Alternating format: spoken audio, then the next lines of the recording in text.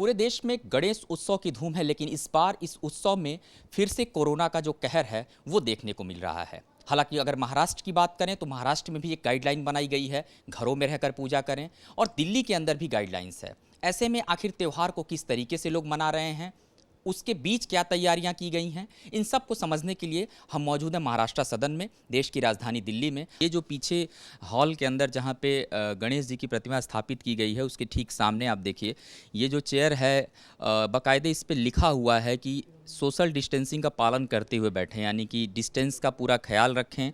जो लोग आ रहे हैं यहाँ दर्शन के लिए, बाकायदे ये एडवाइजरी है, क्योंकि त्यौहार के बीच जो है इस महामारी को लेकर के भी बचाव ज़रूरी है, और इस बचाव के लिए इस तरीके की जो अपील है जगह जगह पर जहाँ जहाँ इस तरीके के आयोजन हैं वो की जा रही है। हमारे साथ पंडित जी हैं, इनसे भी हम बातचीत करेंगे कि इस बार इस उत्सव को किस तरीके से सोशल डिस्टेंसिंग के साथ मनाया जा रहा है। पंडित जी, सबसे पहले गणेश उत्सव की आपको बहुत सारी शुभकामनाएं।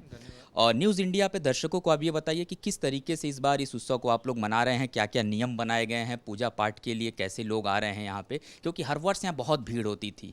महाराष्ट्र सदन का गणपति 97 में स्थापित किया गया था, तब से अच्छे तरीके से धूम धड़ाके से मनाया जाता था, बहुत ही बड़े लेवल पे बनता था।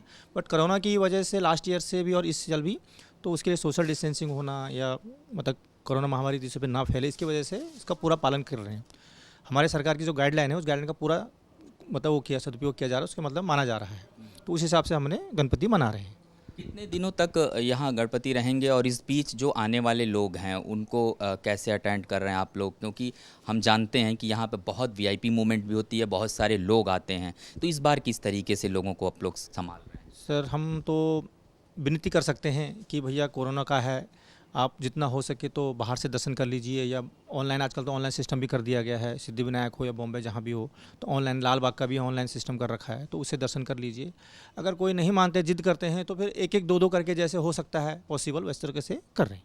सर, जिस तरीके से पूरे देश में गणेश उत्सव की धूम है, और आज आपने इतना बढ़िया यहाँ पे गणेश जी की प्रतिमा स्थापित की है, क्या संदेश देंगे और किस तरीके से पूरा कार्यक्रम ये आपने आयोजित किया?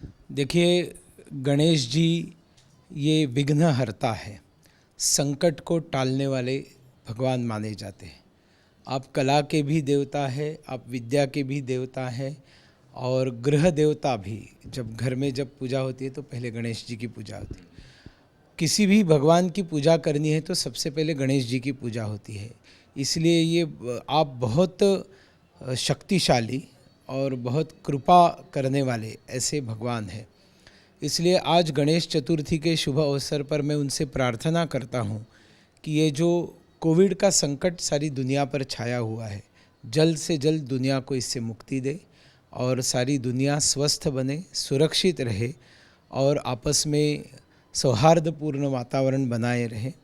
यही मेरी सभी लोगों की तरफ से गणपति बापा को प्रार्थना है। और जब भी मैं भगवान के सामने जाता हूँ यही मांगता हूँ कि हमारे प्रधानमंत्री नरेंद्र मोदी जी पूरी शिद्दत से लगे हुए हैं कि जनता कोविड से सुरक्षित रहे, तो जनता ने भी कोविड के प्रोटोकॉल का पालन करना चाहिए। बिल्कुल। और आप एक तस्वीर देखिए कि आज मैं एक चीज़ और दिखा दूं, गणेश उत्सव को लेकर के जो यहाँ पे प्रतिमा है, लेकिन जो लोग खड़े उनका परिधान आप देखिए, बिल्कुल एक पारंपरिक जो वेशभूषा है वो देखने को मिल रही है। ये सर किस तरीके से डिसाइड, क्योंकि मैं अंदर से गेट से यहाँ तक आया हूँ, सभी ने इसी तरीके का कुर्ता पहन रखा है।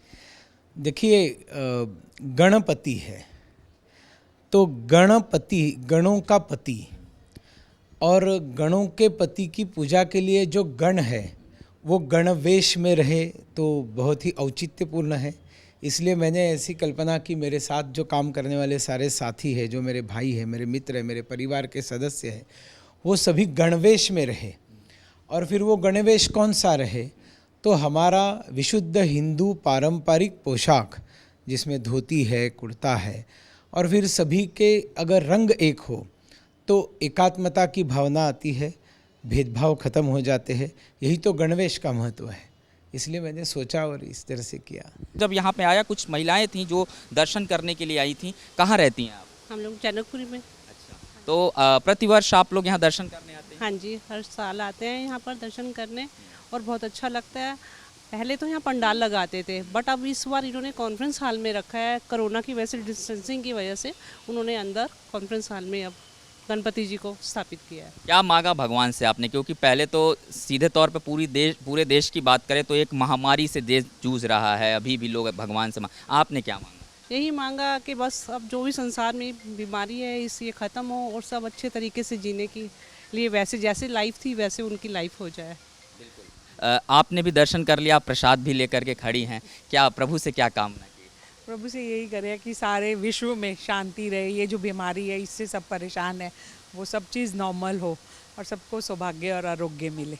तो आप अकेले हैं या परिवार को भी साथ में लेके आते थे? नहीं, अभी तो हम ऑफिस से आए हैं, पर बीच में कभी है कि सैटरडे या संडे को हम शाम को इधर आ जाते हैं। आप कहाँ से आई? मैं रेनू त्यागी यहीं बड़ौदा हाउस में नॉर्दर्न रेलवे में हूँ, लेकिन हम हर साल यहाँ गणेश उत्सव में आते हैं, पर इस बार कोरोना की वजह से गणेश उत्सव थोड़ा सा फीका लग रहा है।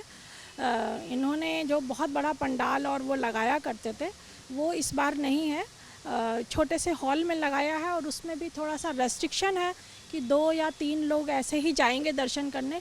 लेकिन गणपति बापा को सब लोग इतना मानते हैं कि हमेशा उनकी पूजा सबसे पहले होती है, तो इसलिए हम सब उनके दर्शन के लिए यहाँ हमेशा आते हैं और आज भी आए हैं और उतनी ही खुशी के साथ आए हैं। भले ही वो पंडाल ना लगा हो लेकिन फिर भी हम उनके दर्शन के लिए आए हैं और उतनी ही श्रद्धा के साथ आए हैं और ईश्वर से यही प्रे करते हैं और गणपति बाबा से यही प्रार्थना करते हैं कि अगले साल जब आप आएँ तो जो महामारी और कोरोना चल रहा है वो पूरी तरह से पूरे विश्व में ख़त्म हो और सब लोग जो इतने परेशान हैं वो ठीक रहें और हम उसी तरीके से उनका गणपति भगवान जी की पूजा मनाएं और वो आए हमारे पास हमारे साथ उस अगले साल कि हम अच्छी तरह उनके दर्शन कर पाएँ और सब मिलजुल के जो कल्चरल प्रोग्राम और वो सब करते थे वो करें।